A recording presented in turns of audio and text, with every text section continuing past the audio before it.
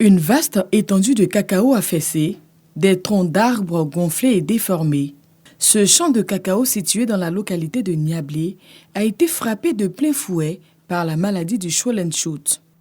Kwao, le propriétaire, erre dans ses champs dévastés. Il a perdu plus de 80 hectares, lui qui avait pourtant fondé tout espoir et celui de sa famille sur cette exploitation. Tout est mort, regarde. Je ne sais pas comment on va faire. Hein. Perdu dans la tristesse, Kwao a vu sombrer ses plantations sous l'impact dévastateur du Schollenschutt. La colère de la maladie écrasant chaque espoir qu'il avait placé dans la terre. C'est douloureux et pénible pour un planteur qui se retrouve à 65 tonnes et puis aujourd'hui se retrouve à 18 à 20 tonnes. Découragé par la perte de ses cacaoyers, le planteur, sans perspective de renaissance, se tourne vers l'EVA. L'EVA-culture va nous permettre aussi de vivre. Mais on a constaté que quand on met l'EVA dedans, ça stoppe la maladie. Après avoir exploré la situation de Kwao à Niablé, nous nous dirigeons maintenant vers Aprompron, village dans la localité de Bétier, où les défis du secteur cacaoyer prennent une dimension tout aussi désastreuse. Le Schollenschutt, il y a la NADER qui sont venus nous former, puisque moi j'étais responsable environnement d'une coopérative. Ils nous ont dit que le Schollenschutt est dans notre zone.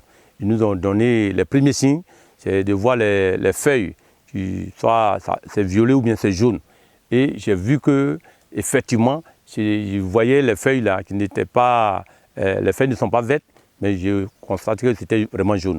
De 12 hectares de verger, il se retrouve aujourd'hui avec 4 hectares. Son exploitation cacaoyère souffre de l'impact du Schollenschutt, dévastant ses récoltes. C'est une perte énorme. À l'époque, je faisais plus que 13 tonnes. Mais aujourd'hui, je suis à moins de 4 tonnes.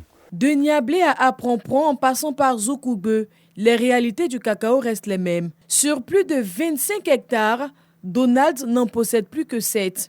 Il a dû arracher une partie de sa plantation malade sur recommandation de l'Agence nationale d'appui au développement rural, ANADER. Où les blancs sont passés, ils ont dit que lorsque ça apparaît, il faut couper au moins 50 carrés. Voilà, et puis tu vas brûler.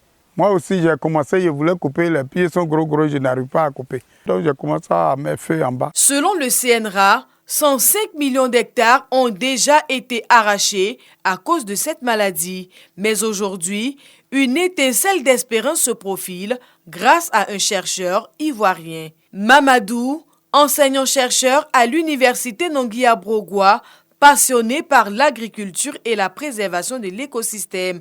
Il a mis au point un remède contre le Schollenschutt. Les conséquences du Schollenschutt sur le cacaoculteur sont quand même multifactorielles. Vous avez les conséquences morales, donc il est abattu. Vous avez les conséquences sociales, parce que tout simplement, tout ce qui lui permettait de prendre en charge sa famille est totalement réduit. Ces travaux ont permis de redonner espoir à Donald, ainsi qu'à plusieurs planteurs et de sauver des milliers de vergers. Depuis le début du mois de décembre et novembre, il ne pleuvait pas. Mais vous voyez qu'il y a des fleurs, il y a des jeunes cabosses. Quand tu les vois même, tu ne sais même pas qu'il ne pleut pas. L'histoire du professeur Mamadou Doumbia est celle d'un homme animé par une détermination sans faille. Pendant 20 longues années, il a multiplié les recherches, les essais et surmonté bien des échecs. Aujourd'hui, son travail acharné a abouti à une solution révolutionnaire qui transforme la vie de milliers de producteurs ivoiriens. Notre procédé, c'est d'abord en fait l'utilisation de ce qu'on appelle un DSS, Decisive Soil Suppressive, qui est en fait un produit qui va donc non seulement améliorer la texture et la structure du sol, mais va permettre aussi effectivement d'équilibrer la biodiversité du sol, permettre à la plante d'être nourrie, d'être fortifiée. Et nous avons en deuxième lieu des biostimulants qui vont donc booster le système, en fait, les différents systèmes de défense naturelle de la plante. Et nous avons en fait un produit qui va donc essayer d'affecter le vecteur. Méagui, localité phare de la culture du cacao, fait face aux mêmes défis que Zoukoube et plusieurs villes du pays. Ici, la maladie du Schollenschutt ou pousse gonflée a également décimé les plantations. Inoussa Lengani, cultivateur expérimenté, a vu ses arbres dépérir sous ses yeux. Mais sa rencontre avec le professeur Doumbia a été un tournant décisif. En tout cas, dans mon champ, il y avait eu 2 foyers de la maladie Schollenschutt. Voilà. Et en tout cas, j'étais sur le point de faire un abattage, attendre jusqu'à 2 ans après pour faire un planting. Et bon, depuis que j'ai découvert le produit, j'ai pompé. En tout cas, bon, j'ai plus l'idée d'abattre les pieds encore parce que les pieds ont repris. Aujourd'hui, les plus de 3000 planteurs membres de la coopérative ECAM sont dans l'impasse. Habituellement, leurs locaux grouillent d'activité à cette période, mais cette année, les camions de ramassage restent à l'arrêt. Le magasin de stockage qui pouvait contenir jusqu'à 6000 tonnes de fèves est presque vide. Prévision d'aujourd'hui. Bon, pour aujourd'hui, nous avons déjà 2 sections qui se sont déjà signalées. Ils doivent pouvoir nous envoyer donc leur stock en section. D'accord. Face à l'ampleur de la crise, ils ont décidé d'adopter l'approche novatrice de Mamadou Doumbia et appellent désormais le gouvernement à les soutenir. Ça va contribuer à augmenter le rendement des producteurs, d'où le rendement même de la coopérative. Notre souhait, c'est à ce que le conseil d'administration puisse pencher vers ces chercheurs-là pour que nous puissions avoir des produits pour donner à nos différents producteurs.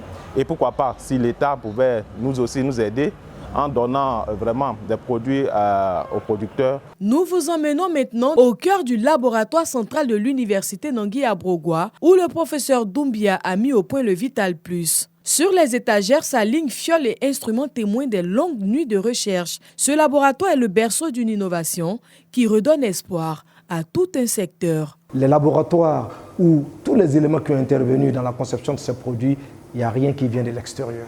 Ça, c'est vraiment pour dire que nous sommes capables, de façon autarcique, de produire des biosolutions assez efficaces. Testé dans des pays comme le Brésil, la Malaisie, le Ghana ou encore le Cameroun, le Vital Plus s'impose comme une avancée majeure pour l'agriculture ivoirienne. Les enjeux économiques sont énormes. Si nous prenons simplement le secteur du cacao, nous avons pratiquement 700 000 hectares de plantations malades.